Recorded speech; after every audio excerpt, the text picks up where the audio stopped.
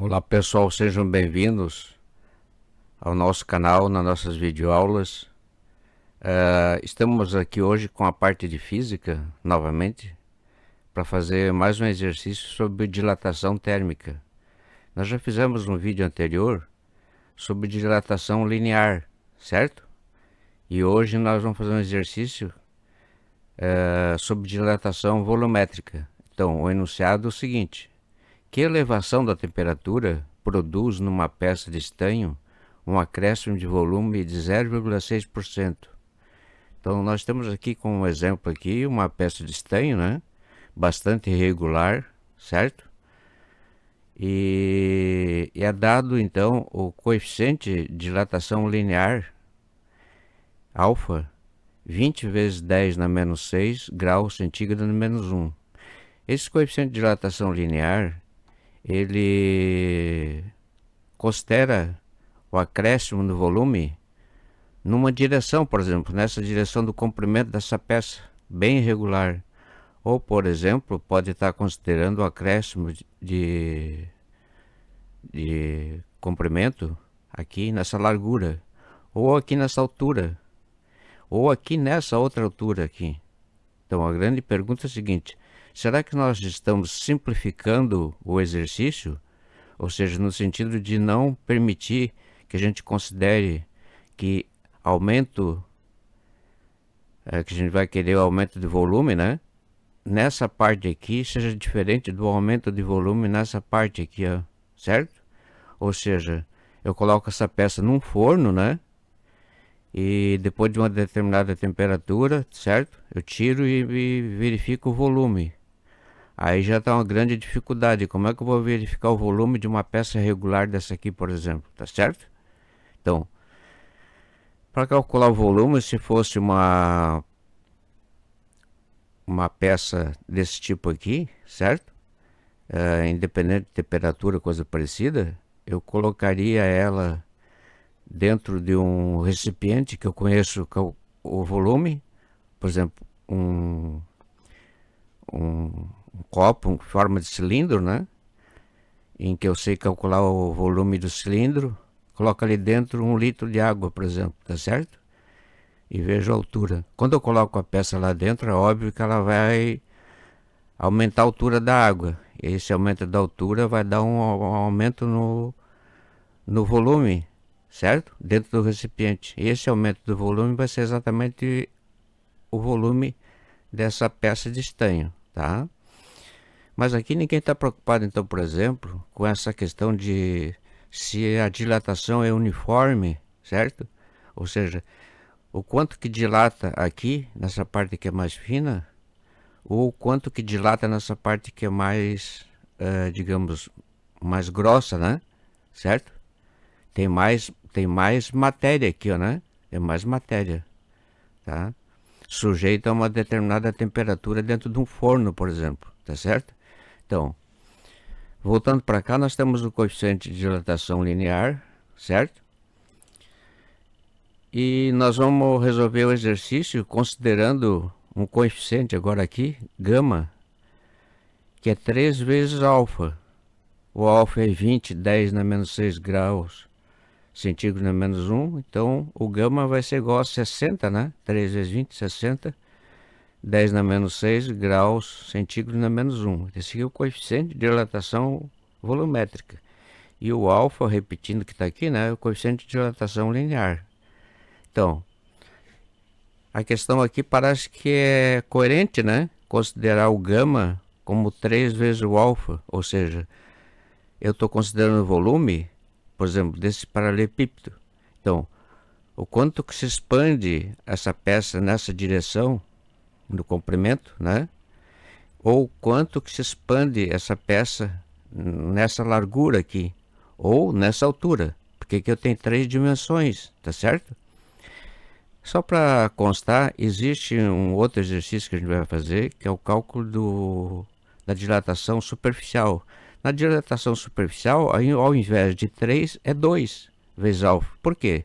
Porque na dilatação superficial, aqui por exemplo, nessa parte de cima, nós temos só a largura vezes o comprimento. Isso aqui é a área, né, da superfície. Então, na dilatação superficial, nos preocupamos com o aumento da área, por exemplo, aqui. Será que o aumento dessa área aqui é diferente do aumento em percentual dessa área aqui ou dessa área aqui? Novamente, essa é uma questão. Então, não cabe para nós aqui verificar ou ficar bugado, né? Como diz aí, se a gente está simplificando ou não. Mas parece que a princípio é razoável considerar 3 vezes o alfa para dilatação volumétrica, certo? Porque aqui na linear eu considero uma dimensão só, e aqui no volume eu estou considerando 3 dimensões, porque o volume desse paralelepípedo é comprimento vezes a largura e vezes a altura. Legal? Então, olha só, nos foi dado que houve um acréscimo de volume de 0,6%, tá certo? Então, a princípio, independente da fórmula do volume, certo? Em termos do gama, que vai aparecer daqui a pouco, o volume V2 é o V1 mais 0,6 dividido por 100 V1, certo? Então, é V1 mais 0,6% de V1, que é igual a V1, 0,6 dividido por 100 é 6 dividido por 1000. Então, o V2 é V1 mais 6 sobre 1000 V1, tá certo? Isso pela hipótese de que o acréscimo do volume foi de 0,6%. Legal?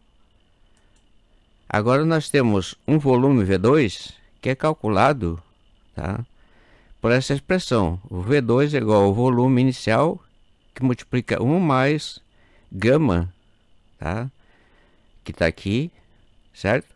Vezes a diferença de temperatura, certo? Então, note também que não foi dado para nós a temperatura inicial nem a temperatura final da peça de estanho, certo? Então, o que está sendo pedido para nós é justamente o delta θ, que é a elevação de temperatura produzida na peça de estanho, tá certo? Então, o que nós temos agora? O V2 é igual a isso aqui, ó, por hipótese de que o volume final tem um acréscimo de 0,6%, certo? Mas ele também é igual pela equação aqui, né? A V1 que multiplica 1 mais gama vezes delta θ. Então, vamos igualar isso aqui a isso aqui. Então, V1 mais 6 sobre 1000 V1 é igual a V1 que multiplica 1 mais gama que multiplica delta θ. Legal? Então, colocando lá em cima, na parte de cima lá, nós temos o quê? V1 com V1 aqui multiplicando, aqui também multiplicando, né? Então, V1 se cancela. Note que isso vai dar uma informação para nós de que o nosso delta θ não vai depender do volume inicial, certo? Porque o que foi dado para nós foi o acréscimo de volume, tá certo? Então, portanto, aqui há um cancelamento de V1 com V1, certo? Então, V1 com V1 some, fica 1 mais 6 sobre 1000 igual a 1 mais gama delta θ. Esse 1 com esse 1 cancela. Eu vou ficar com 6 sobre 1000, que é 10 na menos 3, sobre 60, que multiplica 10 na menos 6, θ. Isolando o θ, gente, tranquilo, passa 60 sobre 10 na menos 6 para o denominador, tá certo? Vai aparecer no numerador delta θ igual a 100 graus centígrados. Legal? Uma observação, note que o delta θ para nós aqui não dependeu de V1. Por quê? Porque foi dada a diferença de volume em termos percentuais, tá certo? Portanto, aqui o V1 com V1 sumiu e o delta θ acaba não dependendo de V1. Então, se o V1, o volume inicial, é igual a um valor X, tá certo? Esse valor X no final, com esse acréscimo de temperatura, vai passar para X mais 0,6% de X, tá certo?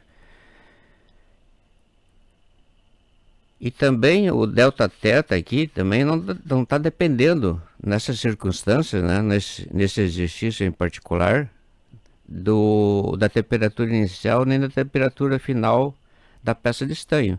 Se a peça de estanho foi colocada lá no forno lá a, a 10 graus centígrados, certo? Com a diferença de temperatura, nós vamos esperar que o delta 2 vai ser 100 mais 10 graus centígrados, vai ser 110 graus centígrados, só isso, tá certo?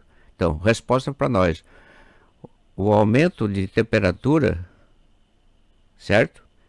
Na barra de estanho, tá? A elevação da temperatura na barra de estanho, delta teta, é de 100 graus centígrados. Se você gostou dessa videoaula, eu peço a você que se inscreva no canal, joinha aí para nós, legal, tá? Habilita o sino para receber notificações de quando a gente estiver postando uma nova videoaula, você tomar conhecimento, tá? E voltar aqui para o nosso canal. A gente agradece demais, tá? É muito importante para nós, vai nos ajudar bastante e ajudar vocês também, porque a gente vai estar postando mais vídeos, tá? Um grande abraço.